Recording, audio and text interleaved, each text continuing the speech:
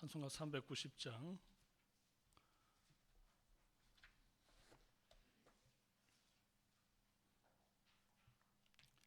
예수가 거느리시니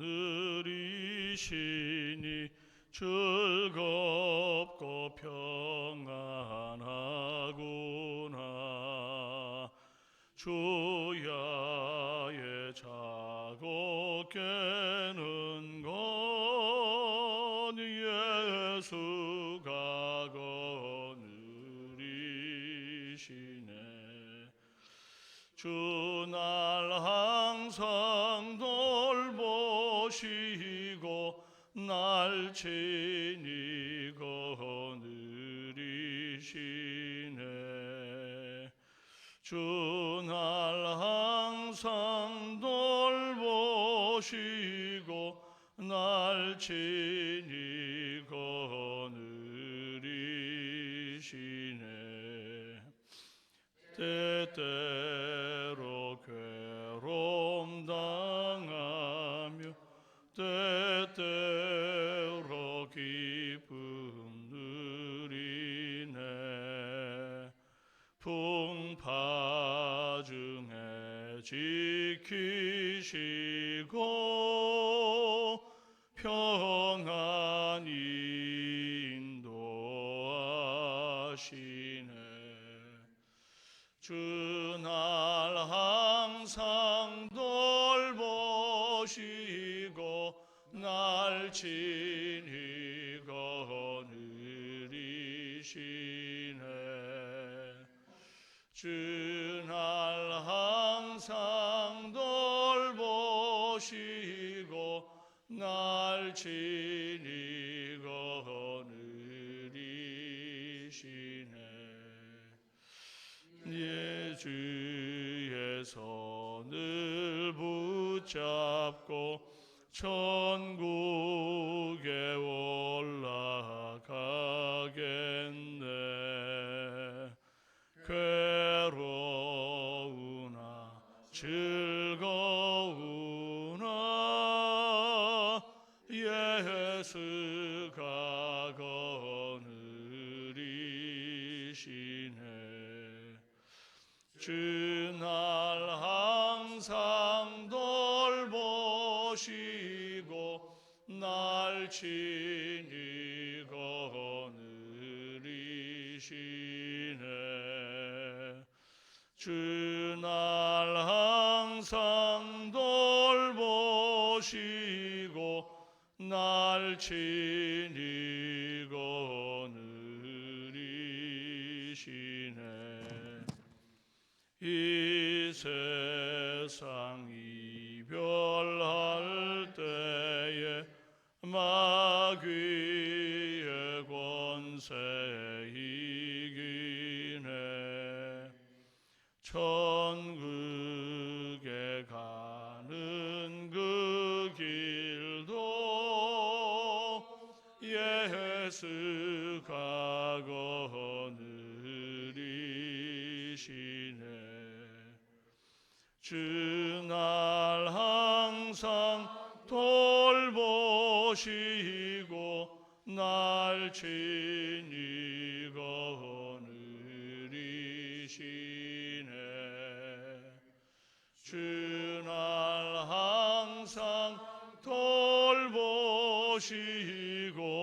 날 친히 거느리시네.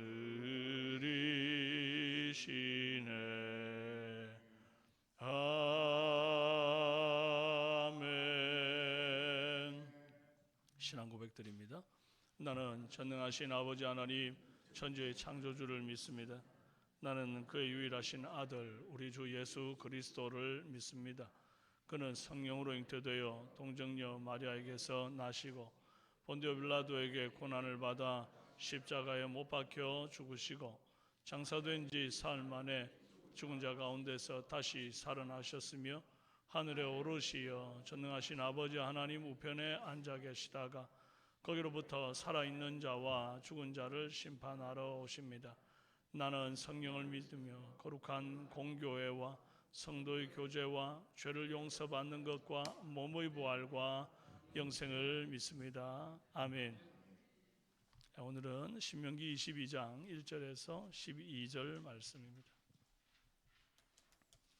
신명기 22장 1절에서 12절.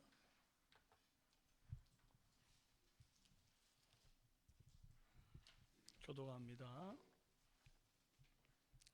내 형제의 소나 양이 길 잃은 것을 보거든 못 본 채 하지 말고 너는 반드시 그것을 끌어다가 내 형제에게 돌릴 것이요.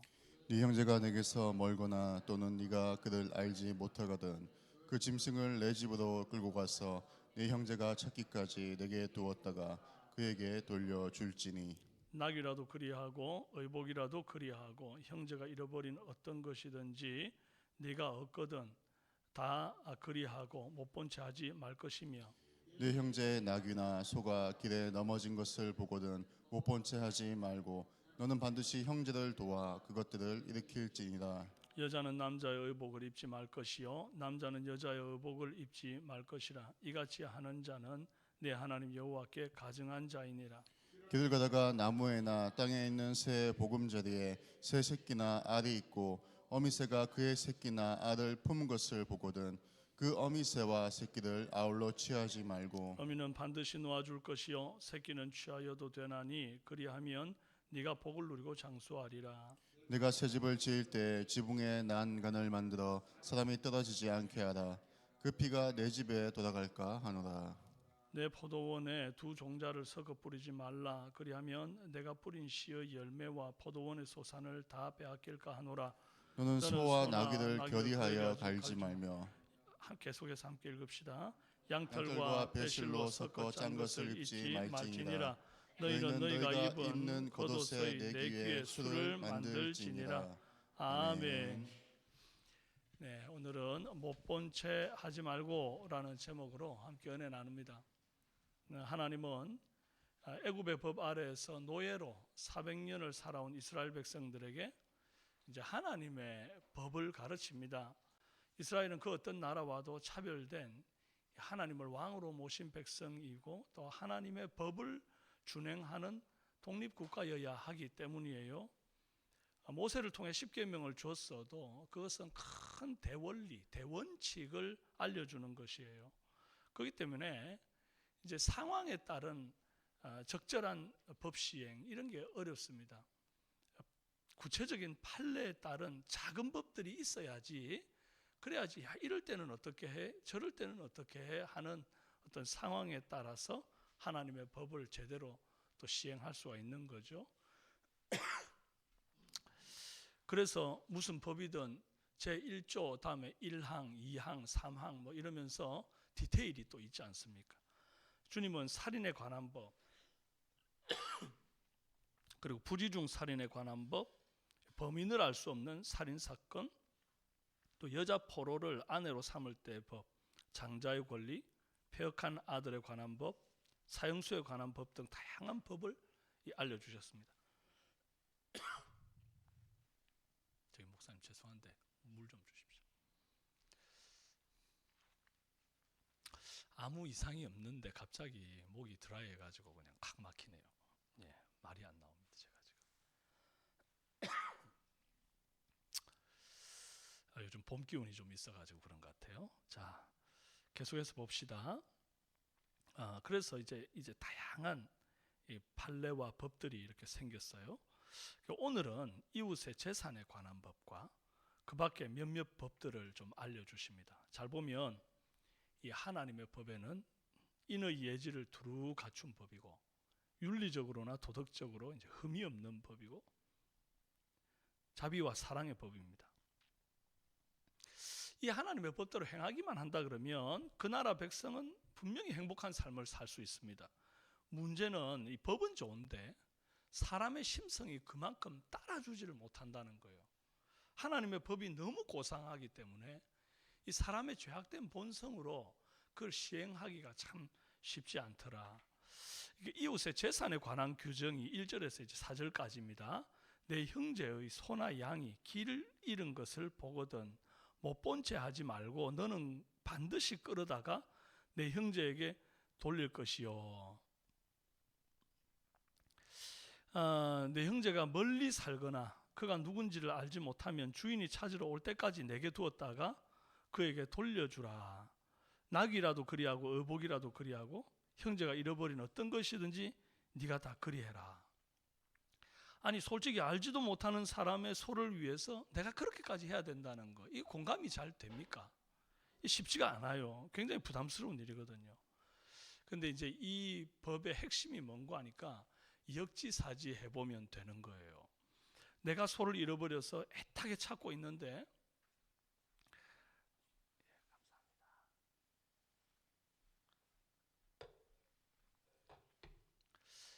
감사합니다. 내가 소를 잃어버려서 막 애타게 찾고 있는데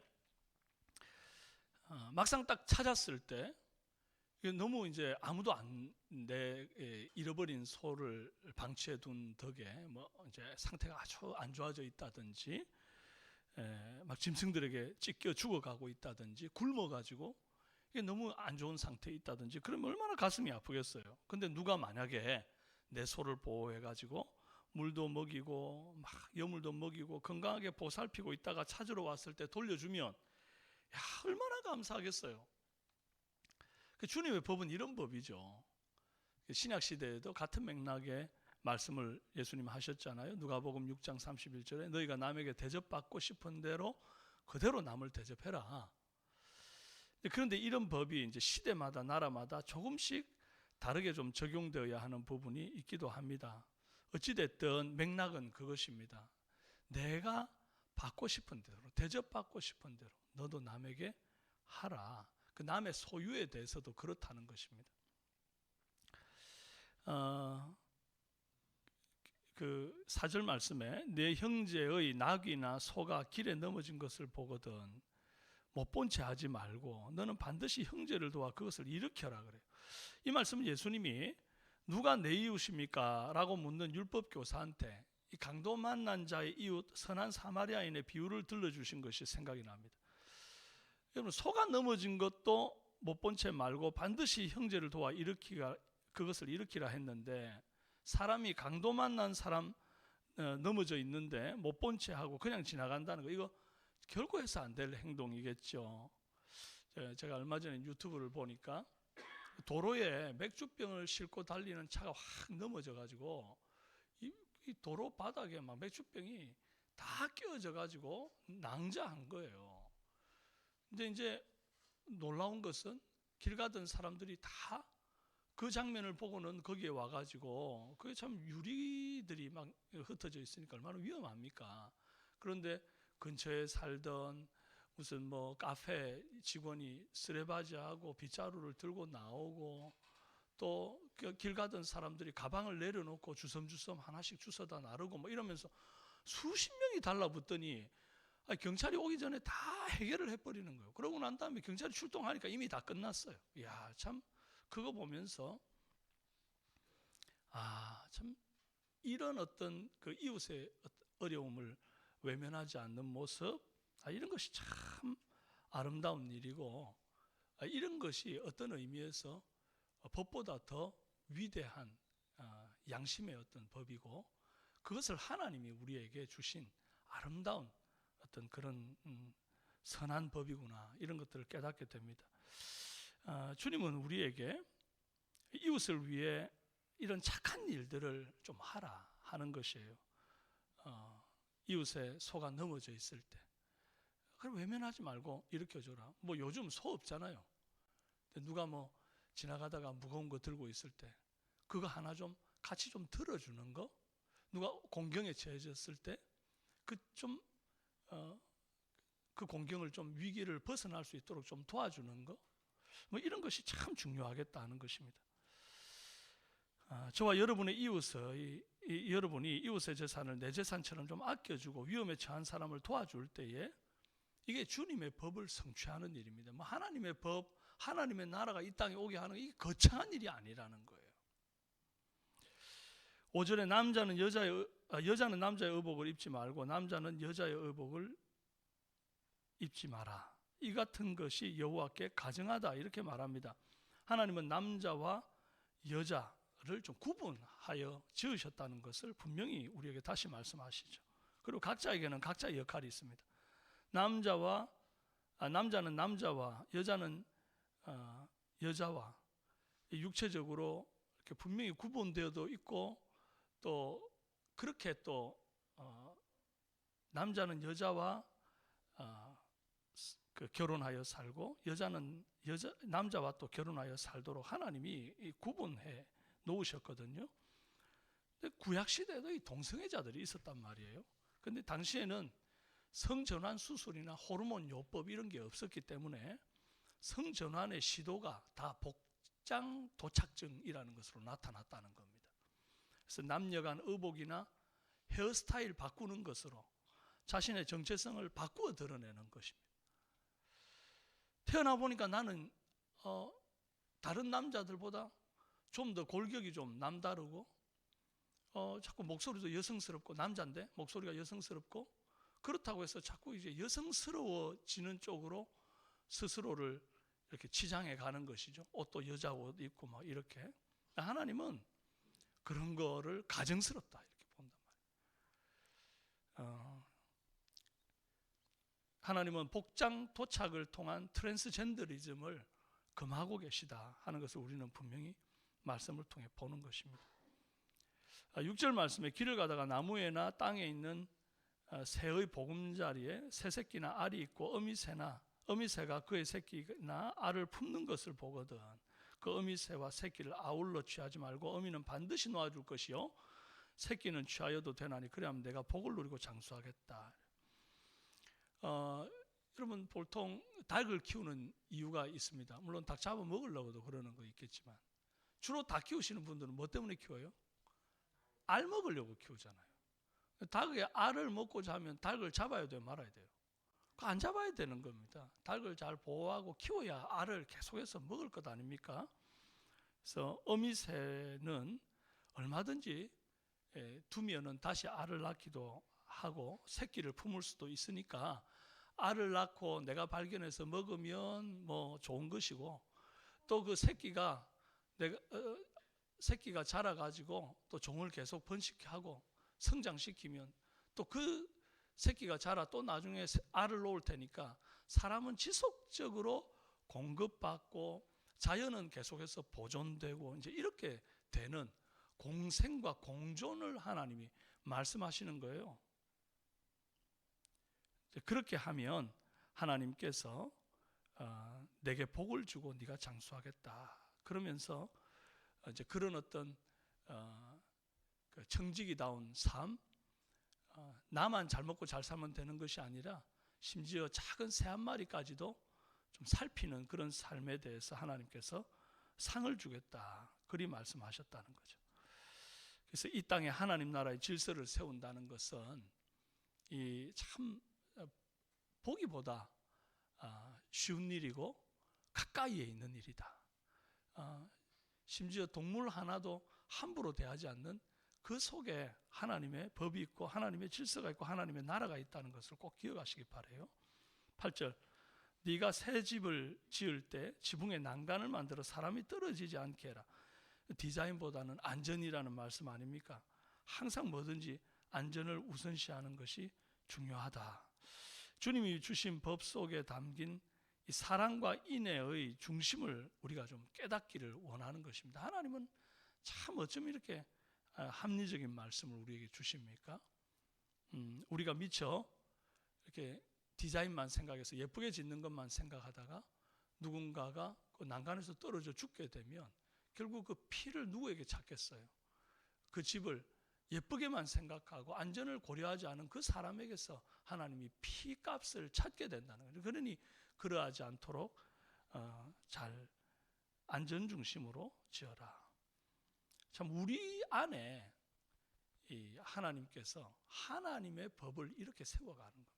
우리는 자꾸 나 좋을 대로 뭘 하려고 하고 그렇게 하다가 보면 자꾸 문제가 발생하게 되고 공공의 질서가 어지러워지고 누군가가 상처와 피해를 보게 되는 일들이 꼭 생기는데 그때마다 야, 내 좋은 거 내가 했는데 왜 네가 탓하냐 이렇게 말하겠지요.